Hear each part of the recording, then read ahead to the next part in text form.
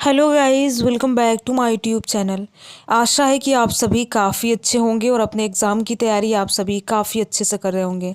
अगर आप किसी भी प्रतियोगी एग्ज़ाम की प्रिपरेशन करते हैं या फिर अगर आपका हाल ही फ़िलहाल कोई भी एग्ज़ाम हो तो आप इस वीडियो को देख सकते हैं। आज की इस वीडियो में 14 दिसंबर 2025 के दिन का जो भी इंपॉर्टेंट करेंट अफेयर्स है, जहाँ से एग्ज़ाम में प्रश्न पूछे जाने की संभावनाएँ बनती हैं, उन प्रश्नों को आज की इस वीडियो में कवर करेंगे।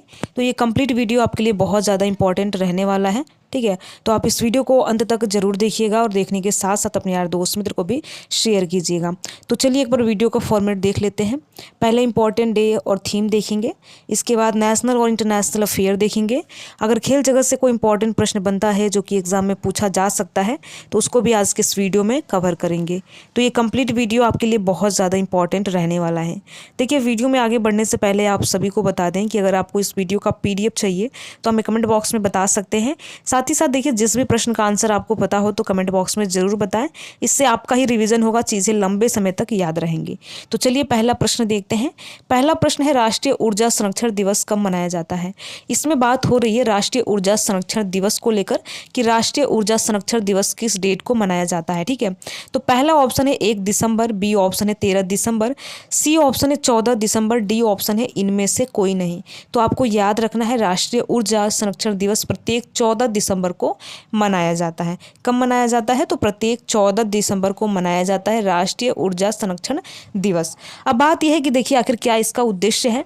तो उद्देश्य की अगर बात की जाए तो ऊर्जा के महत्व के बारे में बताना, इसके संरक्षण की आवश्यकता के बारे में जागरूक को फैलाना ताकि कम ऊर्जा का प्रयोग किया जा सके और भविष्य के लिए संसाधनों को बचाया जा सके। इसी उद्देश्य से प्रत्येक 14 दिसंबर को राष्ट्रीय ऊर्जा संरक्षण दिवस मनाया जाता है। तो आप याद रखेंगे, इंपॉर्टेंट प्रश्न है। तो अगला प्रश्न देखते हैं। अगला प्रश्न है, हाल ही में सरकार द्वारा मंजूर की गई कोल सेतु पॉलिसी का मुख्य उद्देश्य क्या है या मकसद क्या है। इसमें आपको बताना है कोल सेतु पॉलिसी के बारे में कि इसका मुख्य उद्देश्य यानी कि भारत सरकार के द्वारा कोल सेतु पॉलिसी को किस मकसद से इसको मंजूरी दी गई है। तो देखिए, इंपॉर्टेंट प्रश्न है, आपको याद रखना है कोल लिंकेज की बिना रुकावट कुशल और पारदर्शी नीलामी सुनिश्चित करना। इसी उद्देश्य से भारत सरकार के द्वारा कोल सेतु पॉलिसी को मंजूरी दी गई है। तो सी ऑप्शन करेक्ट है, आप याद रखेंगे। ठीक है, चलिए आगे बढ़ते हैं और अगला प्रश्न देखते हैं।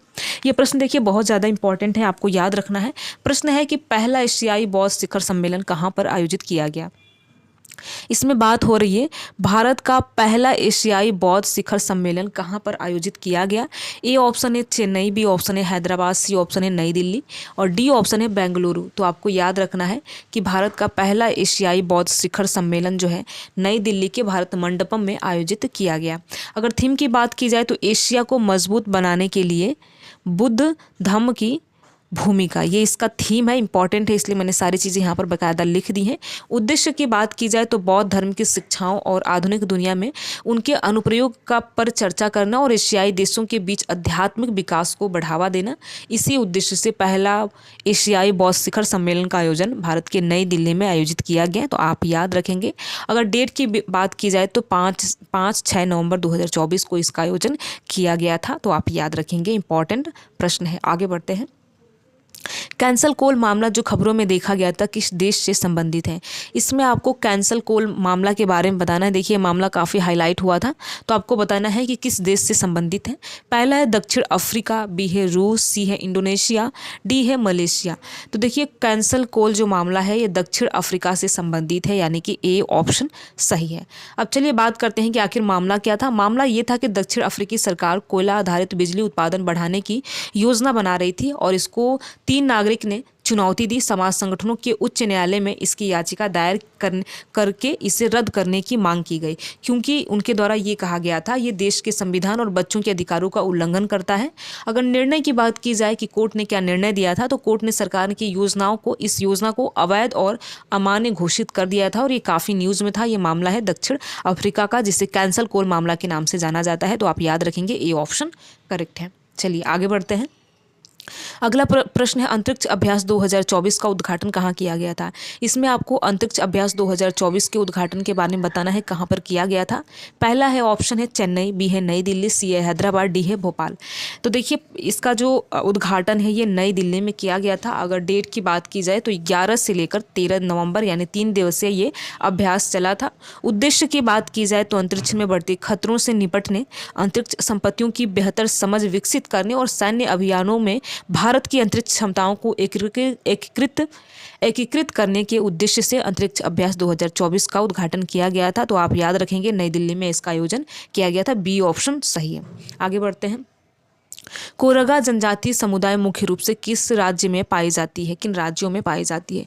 देखिए बहुत प्रश्न ज़्यादा इंपॉर्टेंट है क्योंकि कोरगा जनजाति से पूछा जा रहा है और देखिए ट्राइब से एग्जाम में पूछा ही जाता है प्रश्न, तो आपको याद रखना है। ठीक है, पहला है कोरगा जनजाति के बारे में केरल और कर्नाटक, बी है बिहार और झारखंड, सी है मध्य प्रदेश और उत्तर प्रदेश, डी है राजस्थान और गुजरात। तो आपको कोरगा जनजाति के बारे में बताना है कि मुख्य रूप से जो जनजाति है किस राज्य में मुख्य रूप से पाई जाती है। तो केरल और कर्नाटक में कोरगा जनजाति मुख्य रूप से पाई जाती है। ठीक है, केरल और कर्नाटक आपको याद रखना है। ठीक है, अगर इनकी भाषा की बात की जाए तो ऐसे तो ये तेलुगु बोलते हैं लेकिन अपनी इनकी एक विशिष्ट भाषा है। ठीक है, तो इंपॉर्टेंट प्रश्न है, आपको याद रखना है। ये दक्षिण भारत की आदिवासी जनजाति हैं।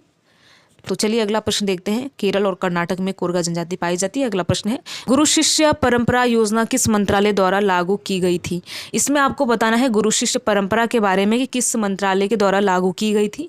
पहला है शिक्षा मंत्रालय, बी है गृह मंत्रालय, सी है पर्यटन मंत्रालय, डी है संस्कृति मंत्रालय। तो देखिए गुरु शिष्य परंपरा जो है ये संस्कृति मंत्रालय के द्वारा लॉन्च किया गया था, लागू किया गया था। बहुत ज़्यादा इंपॉर्टेंट प्रश्न है, आपको याद रखना है। उद्देश्य की बात की जाए तो लुप्त प्राय कलाओं को बचाना, युवा प्रतिभाओं को प्रशिक्षित करना, खासकर संगीत, नृत्य और थिएटर में।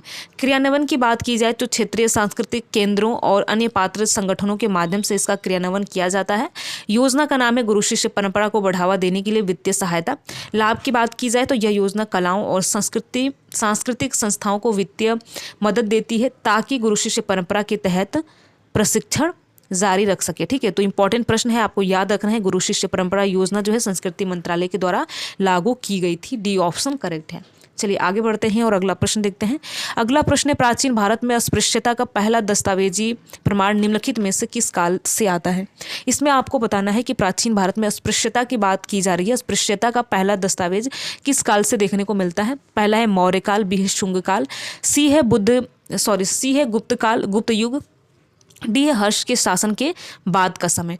तो यहाँ पर बात हो रही है कि प्राचीन भारत में अस्पृश्यता का पहला दस्तावेज किस काल से देखने को मिलता है। तो ये देखने को मिलता है गुप्त काल से। ठीक है, सी ऑप्शन करेक्ट है। इंपॉर्टेंट प्रश्न है, आपको याद रखना है। गुप्त काल की अगर हम समय की बात करें तो 4वीं से लेकर 6वीं शताब्दी ईस्वी तक था। साक्ष्य की बात करें किस साक्ष्य में इसका उल्लेख किया गया है तो कात्यायन धर्मशास्त्र है जिसमें इसका वर्णन किया गया है। अब देखिए इसमें वर्णन कुछ इस प्रकार किया गया है कि इस धर्मशास्त्र में अछूतों जैसे चंडाल को गाँव के बाहर रहने और कुछ विशेष नियमों का पालन करने का उल्लेख है जो कि अस्पृश्यता की प्रथा को दर्शाता है। तो इंपॉर्टेंट प्रश्न है, आपको याद रखना है। गुप्त काल में कात्यायन धर्मशास्त्र में यहाँ पर पहला दस्तावेजी अस्पृश्यता का प्रमाण देखने को मिलता है। सी ऑप्शन करेक्ट है।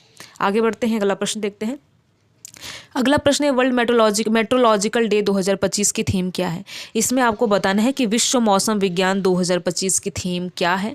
पहला ऑप्शन है जलवायु कार्यवाही की अग्रिम पंक्ति में, बी ऑप्शन है एक साथ प्रारंभिक चेतावनी अंतर को पाटना, सी ऑप्शन है प्रारंभिक चेतावनी और त्वरित कार्यवाही, डी है जलवायु और जल। तो आपको याद रखना है कि विश्व मौसम विज्ञान दिवस 2025 की थीम है कि प्रारंभिक चेतावनी अंतर को एक साथ बंद करना, जिसका उद्देश्य सभी के लिए प्रारंभिक चेतावनी प्रणालियों को बेहतर बनाने और जलवायु परिवर्तन के खतरों के बारे में यहाँ पर वैश्विक सहयोग, खतरों से बचने के लिए वैश्विक सहयोग और कार्यवाही पर जोर देना।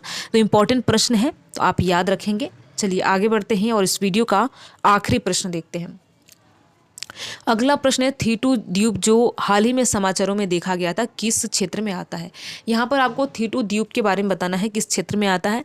पहला ऑप्शन है दक्षिण चीन सागर, बी है लाल सागर, सी है अरब सागर, डी है काला सागर। तो थीपू जो द्वीप है ये दक्षिण चीन सागर यानी साउथ चाइना सी के अंतर्गत आता है।